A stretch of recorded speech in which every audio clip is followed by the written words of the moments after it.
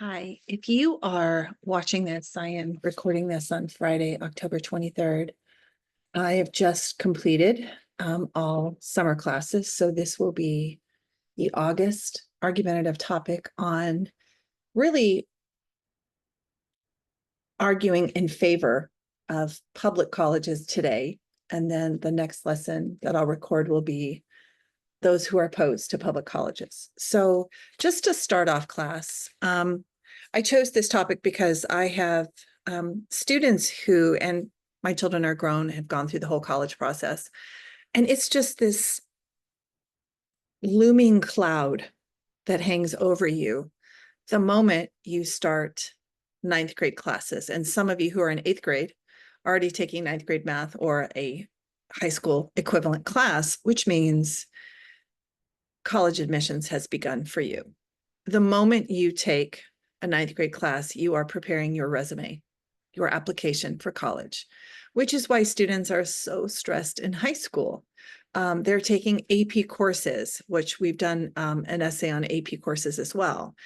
So what college admissions are looking for is a student who really knows, has an idea of what they want to study down the road. Here's the deal. I graduated high school at 17. I was a summer birthday. I went into college, literally my first day of college, I was still 17.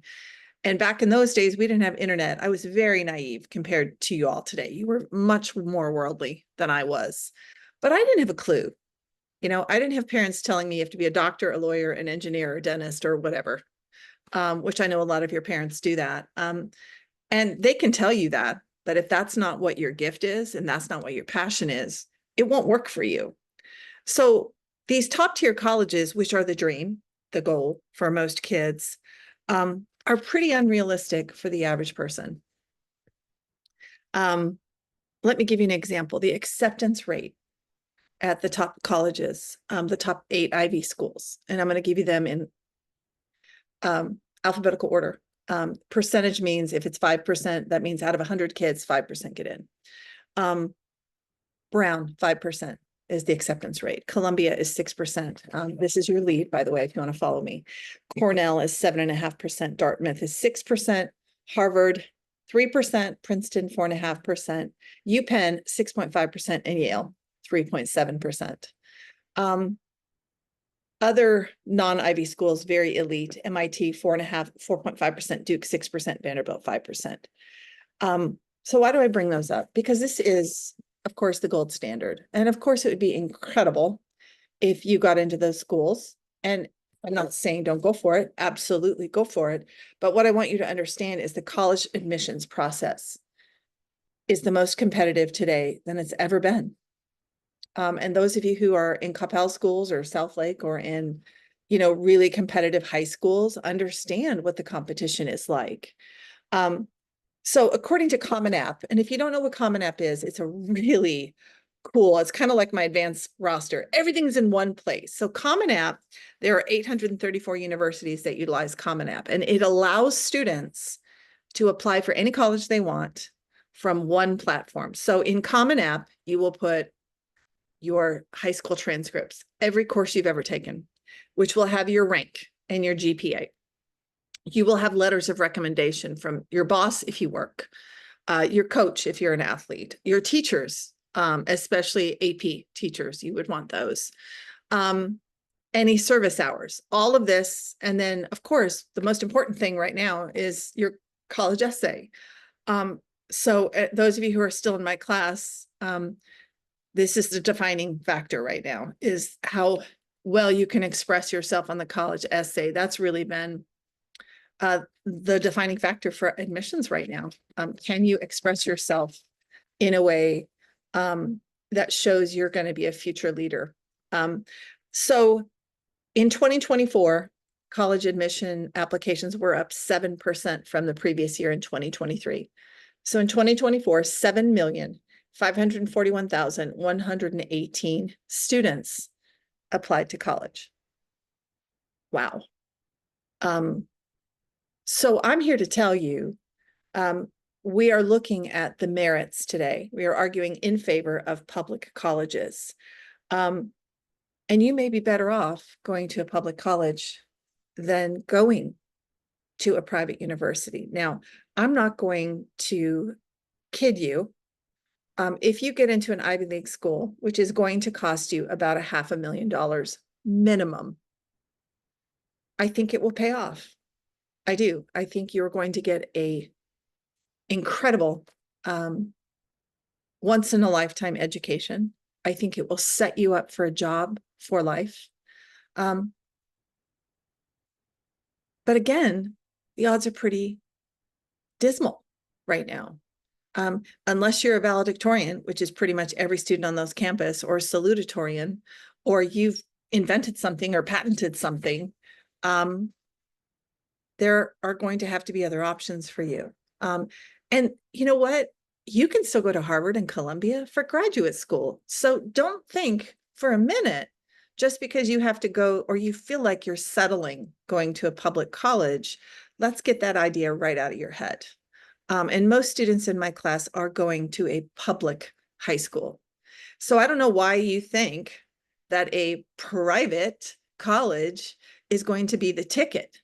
You're already in a public school, and most of you are getting a solid education from that. So let me start with this. Public colleges are a lot like public high schools. They are not all created equal.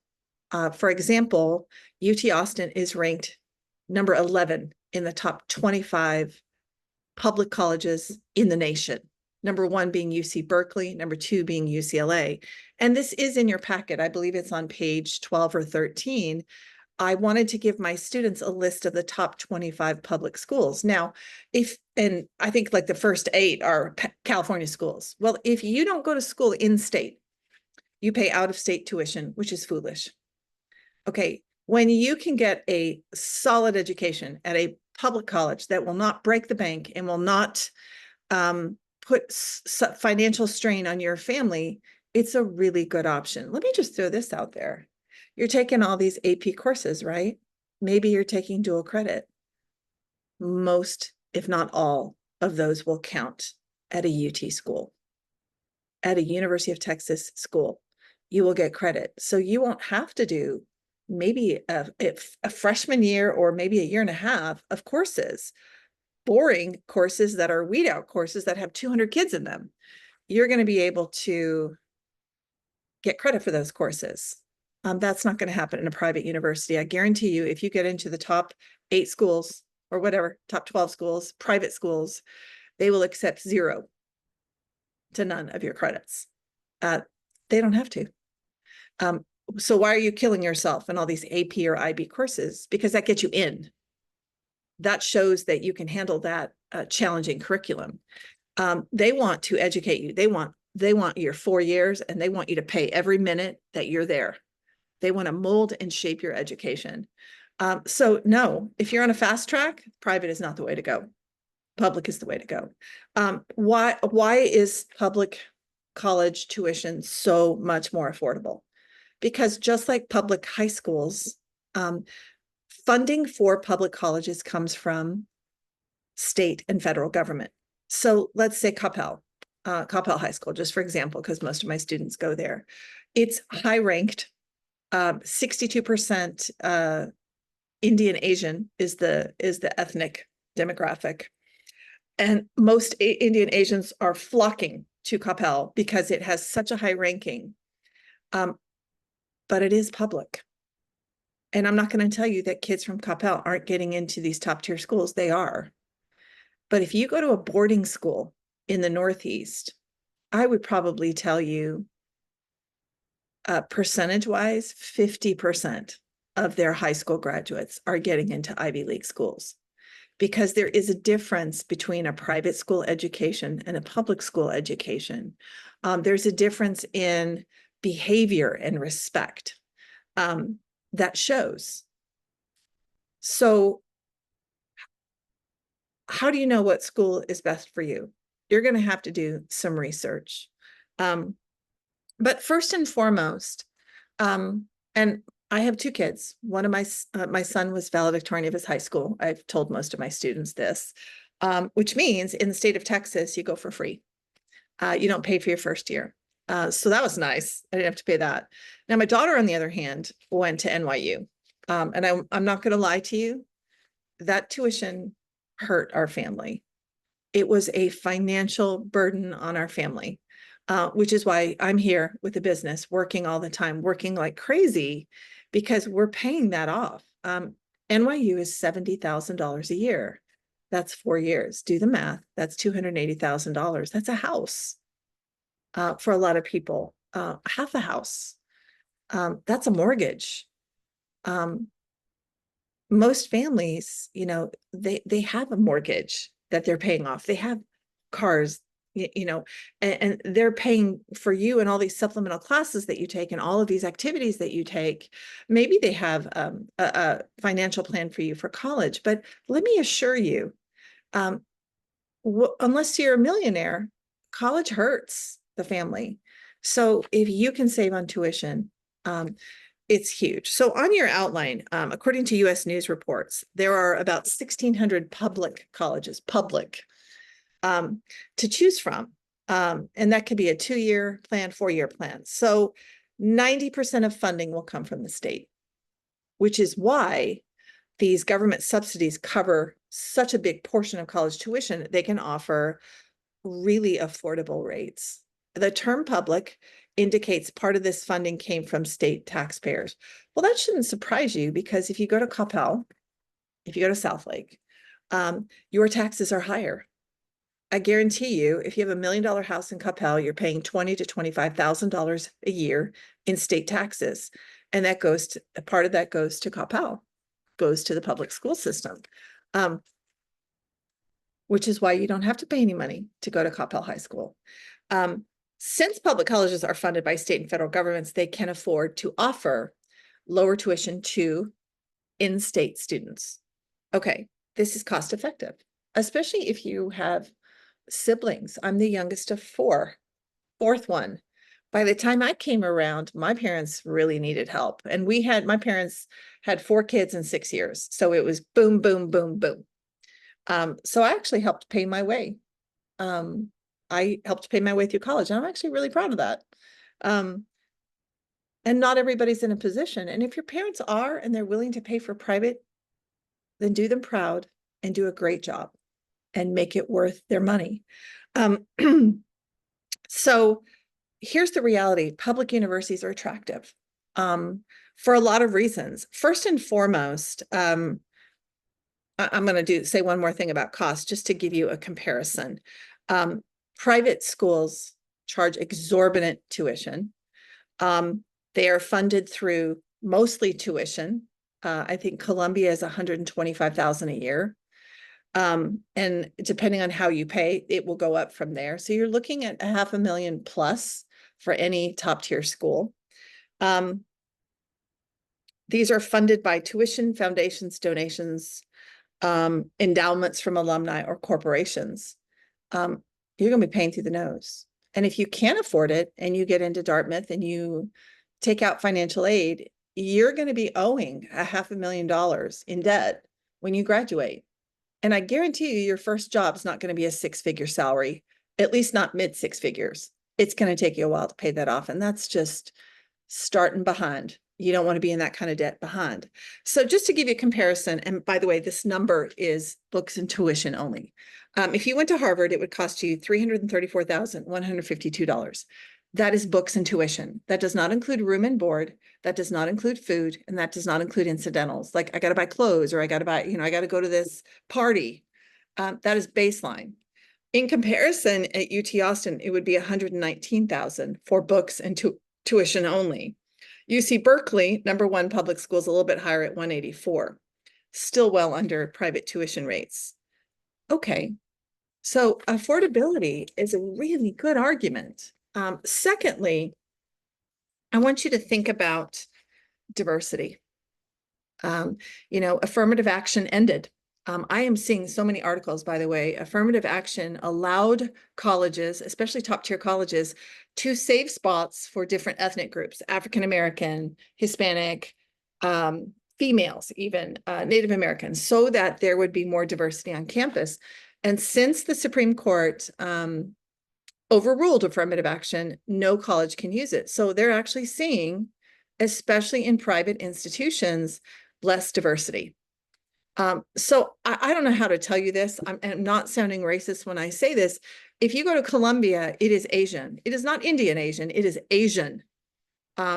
If you go to Harvard or Yale or Princeton, it is white, predominantly white.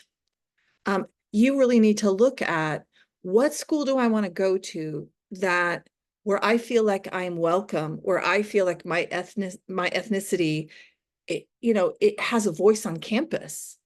And that really needs to be in your consciousness.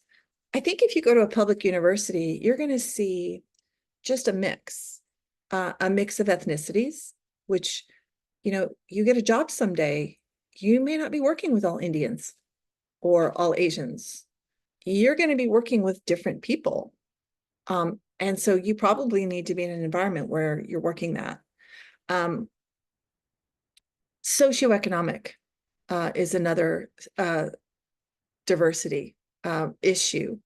Private institutions, it's rich kids. I'm sorry to say, while you going to the beach or your family's going on a vacation, they're at their Swiss Alps ski lodge or on their yacht, and this is commonplace to them. So are you going to fit into that demographic? So you have to really consider that. And a public school is going to make you feel exactly like you feel at your public high school. So you have to understand, if you're used to a public high school, a public college is a natural transition. That's exactly what you're going to find. Absolutely. Return on your investment. Well, the other thing, I want to address the other side's argument, because I know they're going to say, well, public colleges are so big.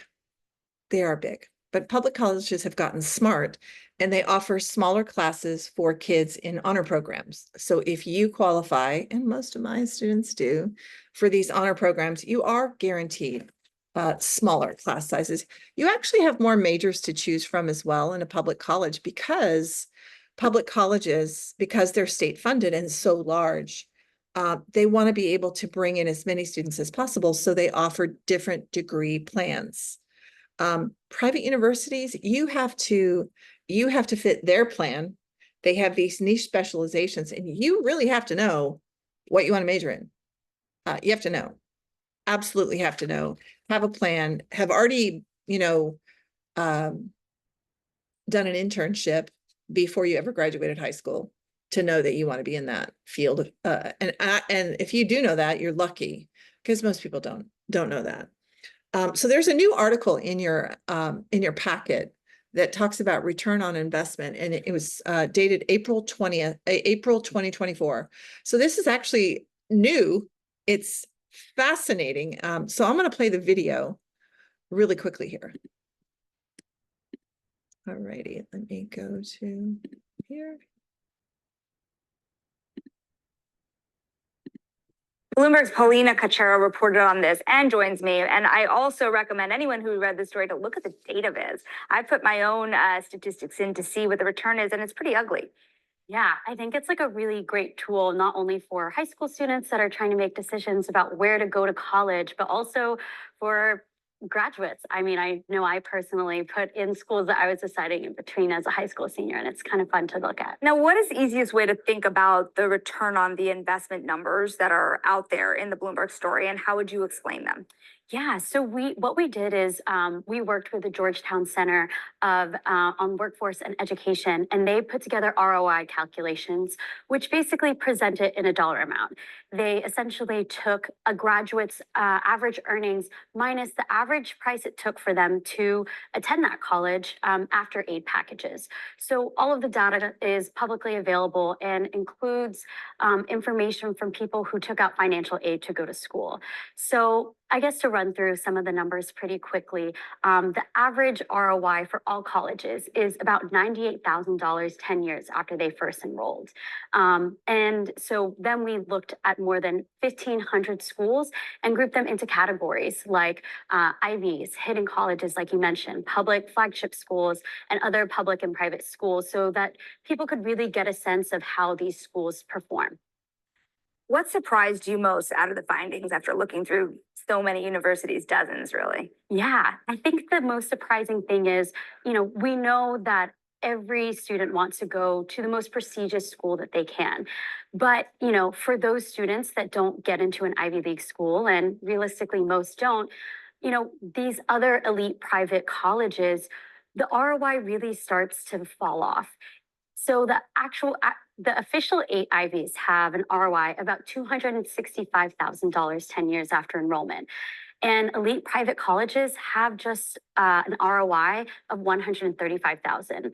So these public flagship schools, which are often a fraction of the cost, actually have an ROI that's higher at 148,000.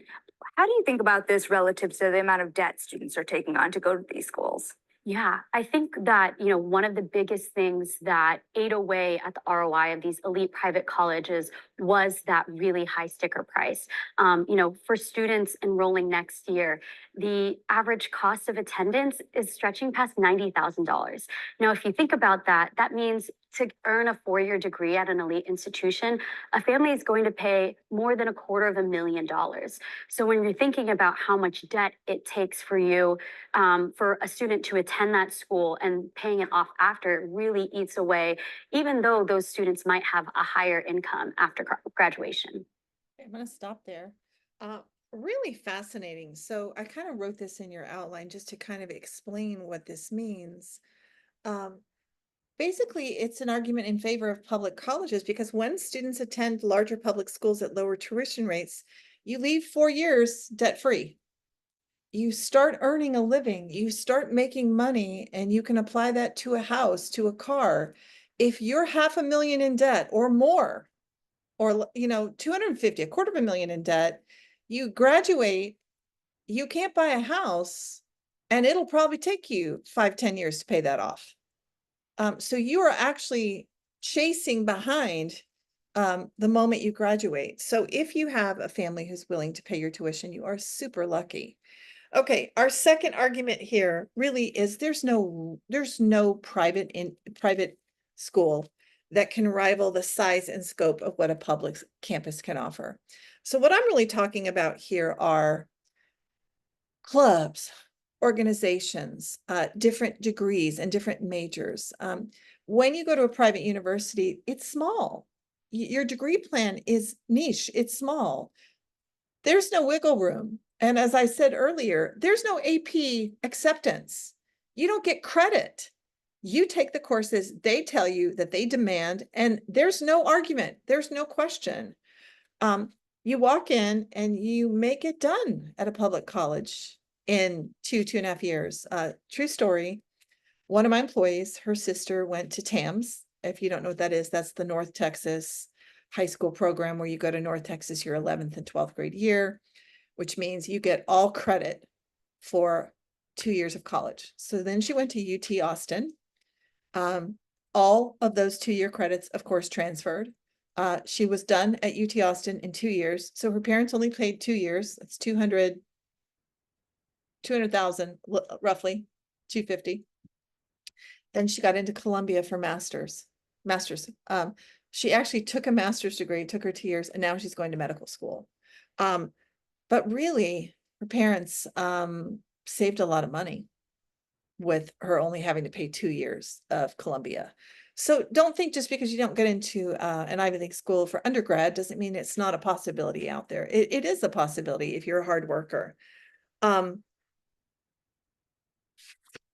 only other thing I kind of want to bring up here that's really cool is what draws students to public colleges are the programs they offer. You want a club, you want an organization, I'm pretty sure anything's available on Texas A&M's campus of 50,000 or UT's. If you go to Cornell, I know this because my employee last year is at Cornell. She's starting her 2nd year pretty soon here. She said to get into a club at Cornell or Harvard or any elite school, it's like applying for a job.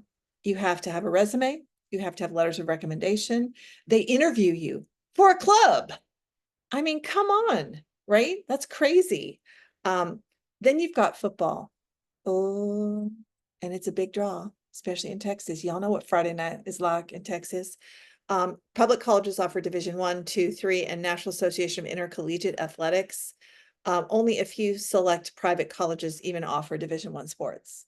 And even if they do, for example, an athlete who wants to go to Duke and play football for Duke, I mean, their football team's okay. And you have to have a 3.5 out of a 4.0 to even meet the academic requirement to go to Duke, and most athletes don't. The vast majority of Division I sports teams are public. Think about the SEC. This is the one Texas A&M is in. This is the Eastern Conference. It's all public colleges except for Vanderbilt. The Big Ten Conference comprised of public universities with one exception, Northwestern. A lot of kids are attracted to football programs. It's a community. It's spirited. It's something to do while you're in college that, gives you joy with all of the hard work that you're doing. Finally, public colleges, and did not know this, prioritize research. And I see that I have 4 minutes left. So all of this is in your packet, but I'm just going to kind of go through the outline here. Public colleges can offer a better variety of labs and state-of-the-art facilities to conduct important research, with two exceptions. That is Cornell and Johns Hopkins. Any other industry is not doing what public universities are doing in the form of research. I did not know that. One of the highest ranked public schools in research is UCLA, and they're ranked at the second highest public school in the nation.